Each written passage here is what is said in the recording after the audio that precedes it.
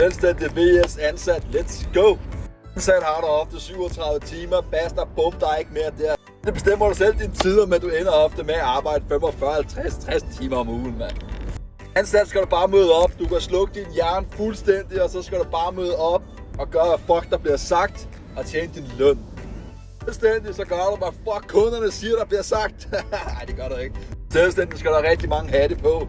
I hvert fald, hvis du er ny selvstændig eller mindre virksomhed, skal du have alle hattene på.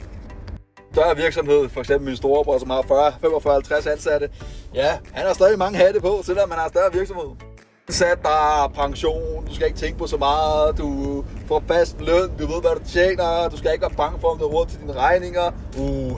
Luksusliv, du har også ferie, måske betalt ferie endda. Selvstændig, du aner ikke en skid, mand. Næste måned kan det være, at du bare går i minus med 20.000, men næste måned igen, ja, så er det måske 100.000 lige ud, så du tør heller ikke rigtig at bruge dine penge, for du vil gerne spare dem, for du ved ikke, hvad du tjener. Ansat skal du ikke betale penge for at få arbejde, eller betale penge for at tjene penge. Du skal bare sende en jobansøgning, få arbejde og møde op. Selvstændig, så skal du bruge penge på at tjene penge. Investere penge i noget, du ikke ved, om du får penge tilbage, eller om der overhovedet giver afkast overhovedet. Så du skal købe firmabiler, du køber annoncer, du køber hjemmesider, du skal købe revisor, alt muligt. Og du ved ikke engang, om det kommer til at betale sig. Ja. Fordele og ulemper ved det hele, mine venner. At være ansat, det er mega rart og afslappende og lækkert på en helt anden måde. Som selvstændig, ja, det kan være noget rigtig lort, det kan også være rigtig godt.